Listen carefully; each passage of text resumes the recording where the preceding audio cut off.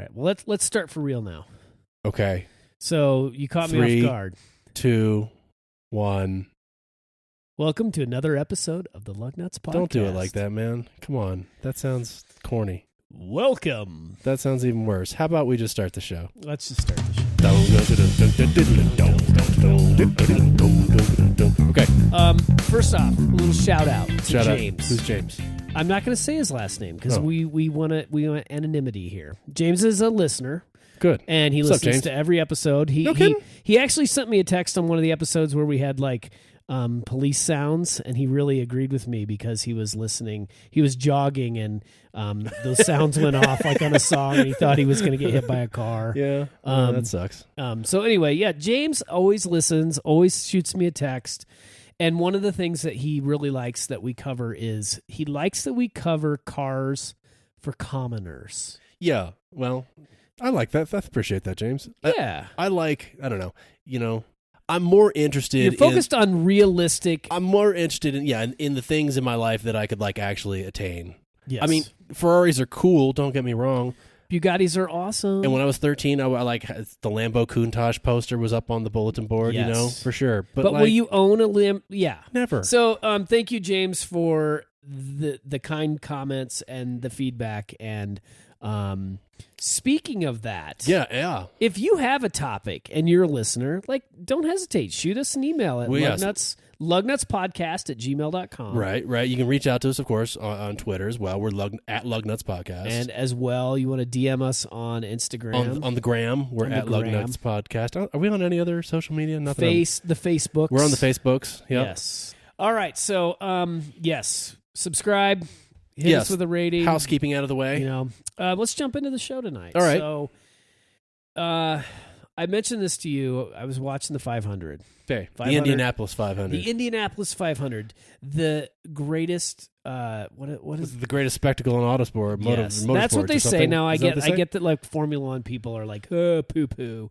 It's going around a track. But wasn't the Formula One race was causing kerfuffle on Twitter because Formula One the race was either on the same day or the same weekend. People were like, we can't have two open wheel. No. But the 500's cool. Like I get that it is cool. I get that it's an oval, but there are over 300,000 people that attend that. I mean, and they're all in that one setting, and it's just a roll. It's just a party. My dad. Okay, so my dad's an Indiana boy. Well, you're from Indiana, but my dad grew up in Indiana. And he used to tell me that like the event when he was a kid, like people would go from far and coming from far and wide basically, but it was a whole weekend long thing. And of course, then like, my dad was born in 45, so we're probably talking, 50s, late 50s or whatever when he's probably going over there. And with the speeds of the cars then, like the thing, like now the race is over in like an hour and 40 minutes or whatever it takes, or I don't even, it's not very long, 2 hours. I don't know what it is. It's about 2 hours. So, yeah. But of course then, the race was several hours long. It was an all day thing. So I think about that and how that's kind of changed just as the cars themselves have gotten faster. But yeah, it was probably the only fucking thing that happened in Indianapolis all year, really. Yeah, it's a big event. It's a big event, and I always enjoy it because my family has a history going to the races and things like that. So, I dig it. But one thing that sort of like struck me as I was watching it, there was a Ford commercial, and it's like, I don't remember all the details of it, and I tried to Google it, but I didn't find it. But it was like basically like, hey, visit your Ford dealer for all your crossover, SUV, and truck needs, and I was like, what's absent from that? Cars? Yeah. Cars are absent from that, aren't they? It's just wild that like, and I know we've been there. Like Ford announced like, hey, we're getting rid of cars. We're like, we're done. Save the Mustang, right? Save the Mustang. But it just, the realization that we're in a new era and that you won't see a car other than the Mustang from Ford. Well, I mean, eventually taste will change. My suspicion here is, yes, American consumer tastes have changed, but gas prices are going to like all bite us in the ass again in some fashion. Well, they're already creeping up this summer. They are, for sure. And I'm not saying when. I'm not like a sort of a doom and gloom kind of person on that, because they've got gas prices have fluctuated since, the dinosaurs died, basically. Exactly. So, but I just think that more than anything else will put pressure on consumers and automakers to go back to, smaller, more fuel efficient vehicles. I think. Who knows? Well, Can't say that for sure. then I was talking to somebody, another car person, and I was like, wow, I just think that's really risky that Ford's like rolling the dice and like, abandoning the car thing. And this person made a really good point. They said like, yeah, but think about it, like, things are moving towards electrification. Yep, that's true. Rivian has, which has seemingly been super popular with Amazon pumping money into them, and Ford, we'll talk about that in a minute, Ford pumping some more money into them. Like, they have no intention of building a car. Like, right. No. Their whole focus is on a truck and an SUV platform. And basically what this person was... They jumped in there first, and that's probably smart, really. Yeah, well, but their argument was basically like, hey, you're saying, the cars are gone, but the thing is with electrification and the skateboard sort of platform that they can put these batteries in these SUVs, Ford's going to be okay. And they're going to be okay because they're going to be electrifying their SUVs. And so, you're going to be like, well, I need something that gets this kind of, mileage or the equivalent in the electric realm. And they will. I mean, and that's another piece of car news. Did you hear what Ford recently did? Did I? Maybe. It probably came across my feed. What? Yeah, in April, Ford committed $500 million. It was around this. Yeah, it was around the same time that Amazon. I know. So Amazon put $700 million in. So there's $1.2 billion between the two companies. Amazon's angle is less clear to me than Ford's. Like, I don't know. Yeah. What's Yeah, who knows with that? But what was cool was, Ford has committed $500 million, and basically they want Rivian to help them develop a skateboard platform that they can use in their trucks or SUVs. I'm sure it's a money for technology kind of deal, probably, most likely. Here's why this is brilliant, though, too, and this was another thing this person brought up to me. With this, they're requiring that one of their executives be on the board at Rivian. One of Ford's executives be on Rivian's board? Yes. Okay. And the brilliance to this person made a good point. They said the problem with Tesla is Tesla kind of, they took people from Apple and other like... a bunch of tech pros.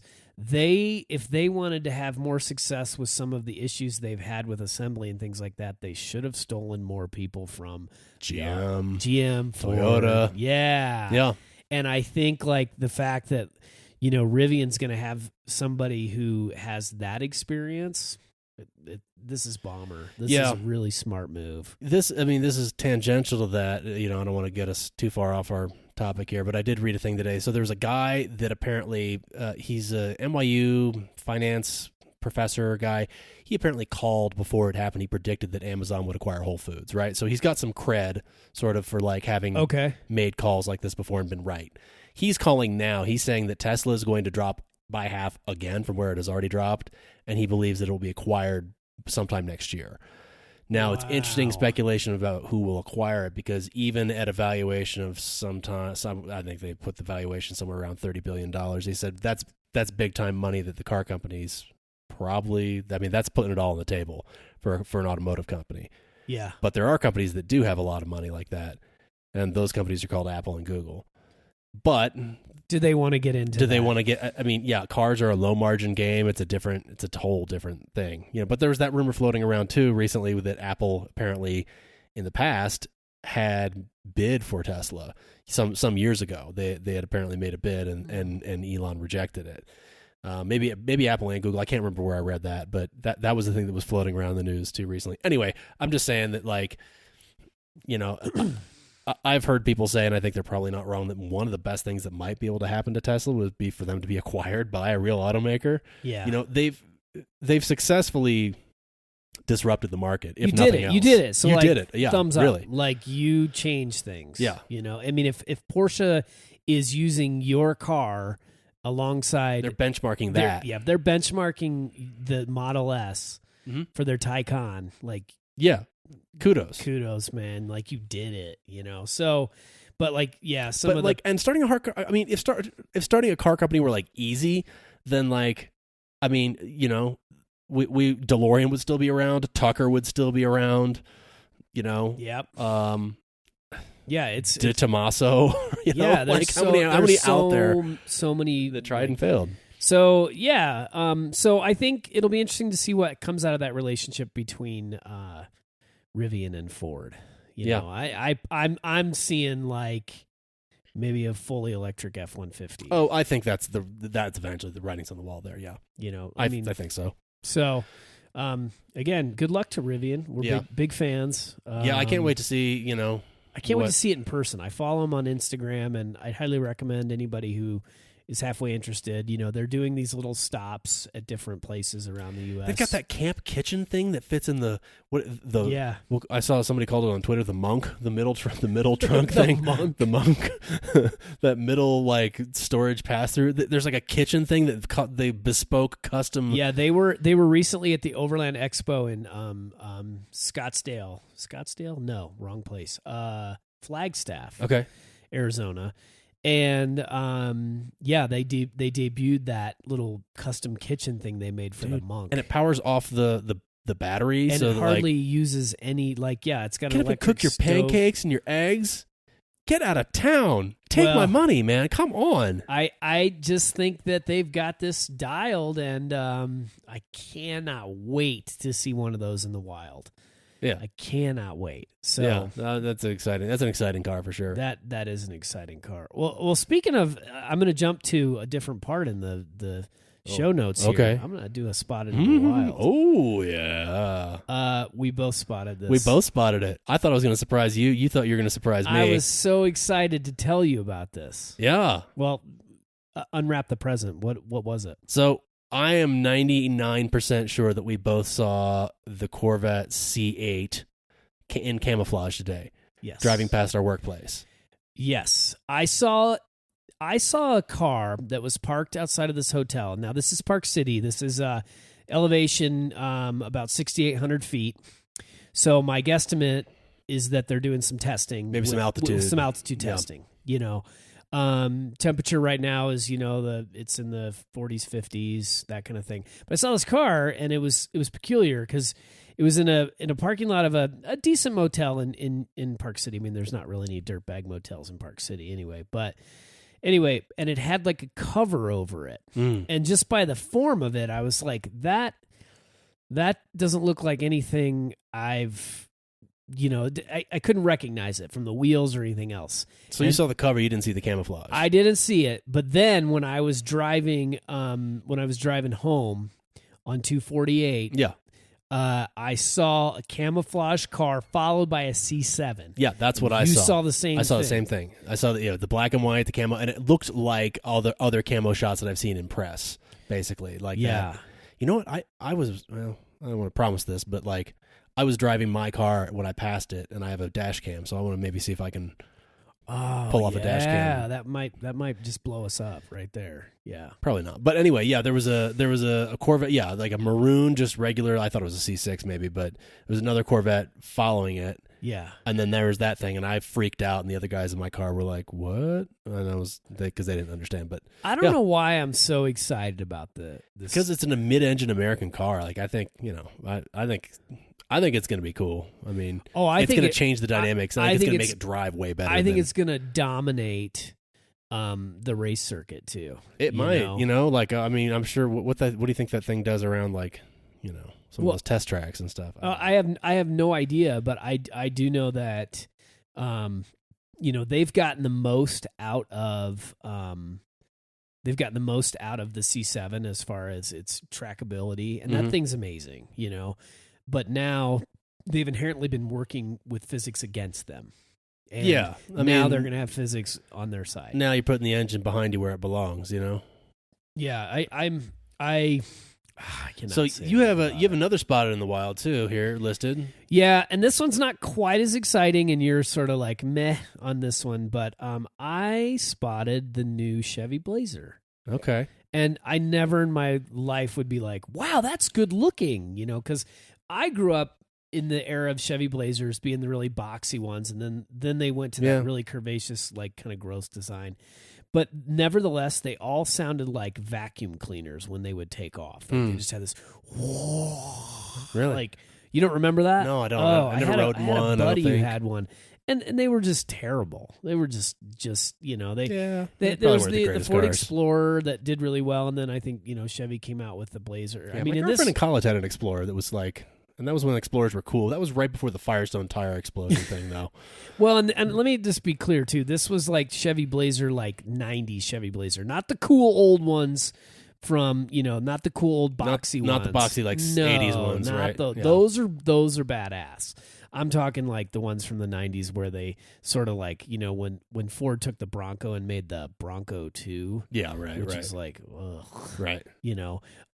So I saw it and then I did a little research and just a little shout out. It basically looks the front end looks kind of like a Camaro. Really? Some of that same language with the headlights yeah, or design language there? It looks kind of angry, and what's cool is you can get like there's 3 trims, and the mid one's the RS, and that's the one that I saw that has like black wheels and like there's no chrome on it, everything's blacked out.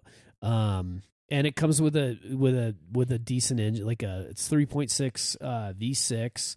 Naturally, are they going with naturally aspirated motors? Naturally aspirated. That's interesting. I mean, a lot of the other ones are, a lot of the other manufacturers are still going to like turbo 4s and getting a lot of power out of them. So that's interesting that they went with. But I also think like here's the V6. thing: I'd be interested on these turbo 4s. I feel like they're throwing those in cars that just weigh too much, and I just don't trust that at 100,000 miles, the turbo on those things is not just going to explode. The longevity may be a factor. Yeah, I just feel like, displacement, there's no replacement for displacement, right? I mean, the one that scares me the most, honestly, as far as like, I mean, there's some of those motors, Volvo does this, or on their top end motor, they do a supercharger and a turbocharger.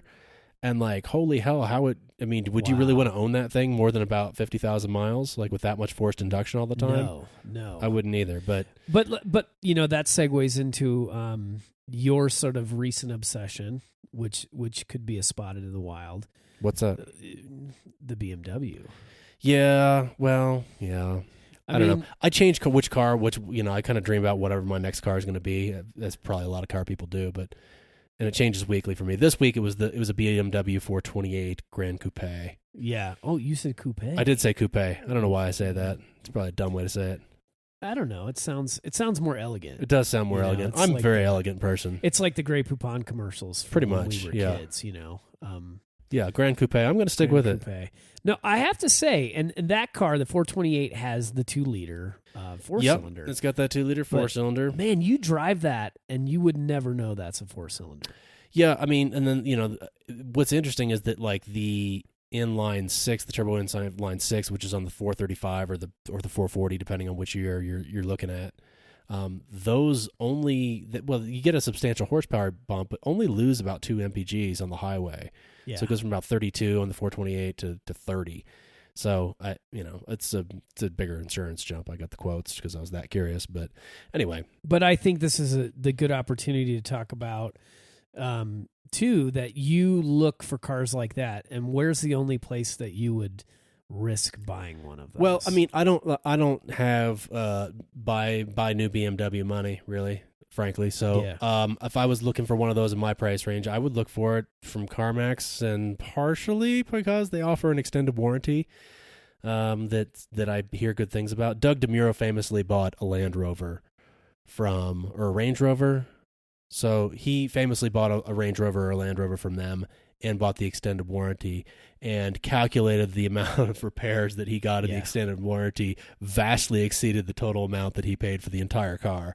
So partially, I think because of that, I think the actuaries at CarMax went back, and so the warranties are now more expensive than they once were. Probably partially because of Doug. That's funny. But that's I mean, that or certified pre-owned. Honestly, I'm not going to take the gamble. I mean, the old saw is there's nothing more expensive than a cheap German car, Yeah. And I think that's, Yeah, so just for our listeners, again, that, I've never been a fan of extended warranties because I've just heard nightmare stories. But oh, yeah, buying new from a dealer, no way. Or if I'm buying a Toyota or something, like, say no to all that shit. But, but the CarMax one is but a used luxury car? Yeah. A 5-year-old luxury car, maybe think about that, Yeah, and then on German luxury car? On the CPO'd end of things, That's going to cover the drivetrain and everything for what it's like up to 100K or something. 100K, and you can extend it beyond that, but So that's kind of your. It's not really a spotted in the wild. Do you have any? My spotted in the wild. It weirdly, I saw two in 2 days. I two Lexus LC 500s in separate parts of town. I know they're different because they were different colors, and I saw them like 2 days in a row. It's a car I almost never see, and then I ran into one like 2 days in a row. I think those are. I like those. You see it coming and it's striking. It's a striking looking vehicle, and then you're like, holy shit, it's a Lexus, and then you're like, holy shit, well, it's a $99,000 Lexus or whatever they cost. But yeah, I think they're unique. You know? Speaking of that, I believe that is a naturally aspirated. I know. You know what? I now know nothing about what's under the hood of that thing. I believe, and some of our listeners will be like, "Gosh, you didn't read up on this." No, I didn't. I just saw it. No, I'm talking about it. I believe that's a 5-liter V8. Is it really? In that, yeah. So, and I don't know. I just think it's cool that it's really just a muscular it's available. Okay, you're right. Available the engine 3.5 liter V6 or an available 5 liter V8, which is That's bonkers. That's, in this day and age. I mean, you look at the 5.0 in the Mustang, and now they can really call it the 5.0. When the old Fox body Mustangs, you couldn't call it a 5.0. It really was like a 4.9. Really? Yeah, but they rounded it up. They rounded up, They huh? totally rounded it up. That's funny. But the new ones, the Coyote engine, I mean, that thing makes bonkers power. Like Really? 460. I think it's 460 horsepower and like 430 foot-pounds of torque. Yeah, that'll get up and go a little bit. Bonkers. And, the Fox body I had back in the early 90s, 225. And that was I don't even know if that was like at the wheels. That might have been like At the crank. Let's disconnect everything and just turn off the AC. Yeah. And push it down a hill.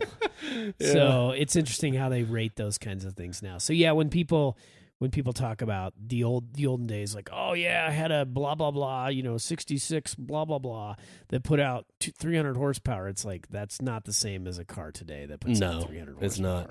No, So, the other thing is like tires are so much different. There's so many other factors where tire technology is a thing that people don't think enough about. no. I mean, that alone, would make a much weaker car beat an older car on similar tires with more horsepower, Exactly. Yeah. No, we've had advances, and I think like we often, and I won't go too far down this rabbit hole, but we often look at the past in this nostalgic way and think like I've been on Bring a Trailer recently, and I've been looking at Fox body Mustangs, and for a hot second, I'm like, maybe I should get one of those. No, you shouldn't. And then I'm like, no, I had one, and I remember. Those things had rear drum brakes. Yeah, I remember probably literally leaf springs in the back or something. It was abysmal. It was. I remember after I had like two hard brakes, and then I tried. I can't remember what it was. Oh, I was coming up to a stoplight or stoplight, and I was braking kind of hard to turn to go into this neighborhood, and the brakes were like, nah, I'm good. I'm good. We're on a smoke break. And I was like, well, I guess I'm not turning. I just had to go straight and basically drive for like 5 minutes to cool the brakes down because it had these tiny front rotors, and then the rears were drums. I mean, terrible. So again, like people, I know you might look back at a car and think like, wow, that was such a great car. No, it wasn't. Yeah, I mean they're cheap. Time. The attraction though for them, in defense of the Fox body Mustang, if I may, was that it had that solid rear, the solid live rear axle basically, and they were, for hoonage, for like cheap, like turn your own wrenches, like let's get something that'll push you back in the seat a little bit. It was great for that, Yeah. And they're still cheap, I don't know. They're probably all rust buckets now. It's really hard to find one, and now the prices of them are going up. So when you see one that goes for like 15, you're like, that's bonkers, because they weren't much more than that new. Brand freaking new, yeah. And you just look at the fit and finish and the cheap ass fabric they used, and it was just, different times. Yeah, different times. So, let's move on to another topic. Okay. This is my doppelganger topic. Oh, this is all right. I'm gonna take issue with you here. So we know that car manufacturers often partner up with other car manufacturers so that they can develop something and save money. Current example, Supra and the BMW, Z4, the new Z4. Right, that's the most current example. BMW wanted to develop this car, or I think, I don't know the full details of it, but they don't make that much money on this. They don't build that many Z4s. And yeah, I mean, Toyota was going to have to apparently develop, like, if they wanted to bring back the Supra, they were going to have to like put well over $1 billion with a B into R&D. And for the amount they're going to sell, they're never going to make that back. So BMW said, hey, you know what? We'll develop this car if you give us some access to your battery technology, yada, yada, yada. The cool thing, if you read any of the reviews on them, they're two completely different cars the way they handle. Because once they were developed, Toyota took theirs and they did all the spring rates and all that other stuff and vice versa. So, but I just noticed lately some cars that are they're the exact same car. I swear to God. It's okay, lay it on me. Doppelganger. The new Ford Escape. The 2020 that has yet to be released. Yes, and the Mazda CX-5. I can't tell the difference. I don't see it. I don't know. The CX-5 to me is of those sort of like, what would that be? A compact crossover? Is that a compact? I guess I don't know what it's that thing that every manufacturer has one of, whatever the hell that car is. Yeah, that's the best looking one of those to me by far. Oh, the CX-5. It's very elegant, and the grill is great. It's like it's like kind of an aggressive front end to it. Like I love the way that car looks, and pretty much everything else looks the same beyond the CX-5 to me. Yeah, I just feel like the Ford Escape. If you put them next to each other, you'd be like, which one's the Ford? I mean, you could switch the badges and really mess with people. See, the thing is, like, of those, they're all kind of vanilla. I don't know. But, like, the one that I irrationally hate the most is probably the Nissan Rogue. Still. Because it's so vanilla. It's so, there's nothing remarkable about the car at all. They're just, to me. They're trying to. It's just, I don't know. Yeah. No, okay. All right, so you're kind of disagreeing with me a little bit, yeah. Okay, two others that I swear to God, if you change the badges on them, I wouldn't be able to tell the difference. The Jeep Cherokee, okay, and the new Toyota RAV4. Okay, again, not with you, dude. They're because the front of the new RAV4 looks to me more like 4Runner-ish. Okay, the front, the Jeep's got the grill, it's got the Jeep thing going on. The front, okay, what are you talking about? Okay, both of these cars from a side profile. And I want our listeners, when you're driving down the road and you see these things, kind of think about that. You know, it's like when I tell you to like look for a yellow Volkswagen Bug.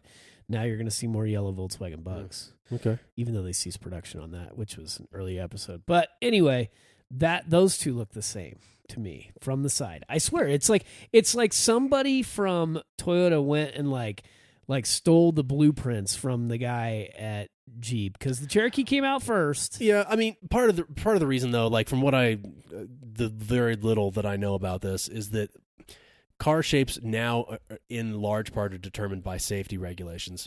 Pedestrian safety has a big part of the reason. Damn you pedestrians. Yeah, it's like apparently that was a big part of like the thing, even coming back to the Supra, like part of the development that went into that. What makes it more expensive now is like emissions and safety. And, like the people who do concept cars, like, why do you think it never looks as cool as it does when it's a concept? Well, because they have to like take all this other shit into consideration. Yeah. And I'm kind of wondering, I'm kind of bullshitting myself out here out loud, but like, I that's gotta be part of the reason that like there's so much similarity, is because, they've gotta meet all these safety regulations for pedestrians and stuff, frontal crash, stuff, whatever. All that stuff they have to like, those hoops they have to jump through. That's true. Yeah, I still think you're crazy. I still think those cars don't look anything alike, though. And well, we'll agree to disagree. Yeah. So, hey, let's bring back another. Yeah. Another one. Another segment. Another segment. What was it? What is it? Get off my lawn. Get off my lawn. Yeah, get off my lawn. I like it. Golly. Will you take this one first? Okay. So this was the other thing that made a lot of like. No, I spent an inordinate amount of time on automotive Twitter. Never at work, of course, but people were like all up in arms about the new BMW 1 Series hatch. People were hating on that thing like big time, and I kind of see their point. It's because the main thing was it's going to be front-wheel drive. Front-wheel drive. Oh! Yeah. Oh, the sky is falling. But like, then the BMW people like kind of responded after they realized that people were up in arms about it, and they were like, "Look, the customers were like, we need more room in the rear of this thing. We want more passenger room, and the easiest way to get that is to flip the engine around, and take that darn drive shaft that's running down the middle of the car out of there." So, like, hot take, I think the BMW 1 Series will probably be just fine. I think it'll probably sell real well. Honestly, I think it will probably. I think it'll probably be just. We're fine. not getting it though. Oh, I'm not saying I'm going to get one, but like I think for literally, we're not getting. The U.S. is not getting it. We are not getting the 1 Series. That was another segment we had for tonight. But I'll just talk about it right now. I have a sad. The 1 Series is not coming to the U.S. because when they ceased production of the last one, which is the one I had one of those. Yeah. The internal name was the E82. That was a great car. Yeah, those were great. But then what happened was when they announced the 2 Series. Mm-hmm. Yes, the 2 Series. The 2 Series essentially replaced the 1 Series. They continued to sell the 1 Series in Europe, but they only brought us the 2 Series. Yeah, okay, and discontinued the 1. So we're not getting this car. And I just have to give a little shout out. This car in Europe, the high end one, the M135i xDrive, will be all wheel drive and hit 0 to 60 in 4.7 seconds. The what? Say that again. The what? What 135? The 135? It's the 135, which again we don't get. The M135. The M. Yeah. Well, no, it's not a true M car though. It's not like an M1. It's not. Don't mistake it for that. Well, that's a point of contention there. The 1 Series that was here, they were very careful to call it the 1 Series M. The 1M, yes. No, because the 1 Series M, because they couldn't call it the M1 because the M1 was something they had back in the 80s, which is a bonkers like supercar that BMW had produced. But again, so BMW has all these M. They're sort of like M Light models. They're not true M cars. Right. So it's Yeah. So this one. Anyway, it's supposed to be crazy, and it comes with a 6-speed manual. Yeah. But the good news for us over here on this side of the pond, the 2 Series, Grand, as you would say, Grand Coupe is coming to the United States of America. The 2 Series Grand Coupe. You don't know anything about this, do you? I don't know shit about this. No. Yeah. When I went down this rabbit hole. Next year at the LA Auto Show, which we may have to attend. Oh, yeah. BMW is going to release all the details of it. So imagine a 2 Series with 4 doors. Wow. And probably not a manual transmission because Americans can't handle a third pedal. No, it'll be their amazing buttery ZF8, ZF, which is a great.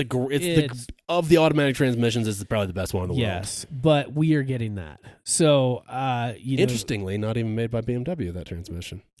Yes, that's another. That we could do a whole show on the ZF8 transmission. We should do a whole show on that just to educate our listeners on that. But anyway, so we're getting the 2 Series Grand Coupe. Sadly, you probably won't fit in it. Probably not.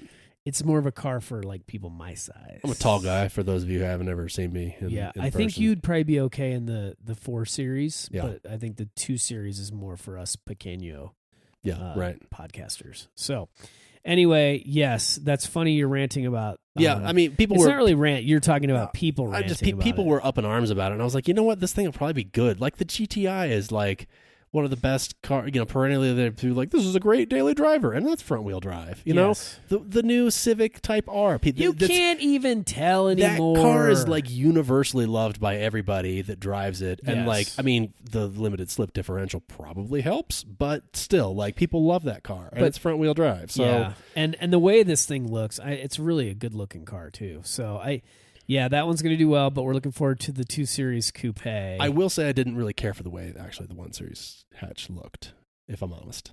Oh, really? No, I didn't. It looks. I don't want to. I mean, it's going to sound like I'm casting. It looked real generic to me. Wow. I had Dodge Caliber vibes. I'll say it. I'll say that out loud. Yeah. Do you know what gives me Dodge Caliber vibes? What? The Porsche Cayenne Coupe.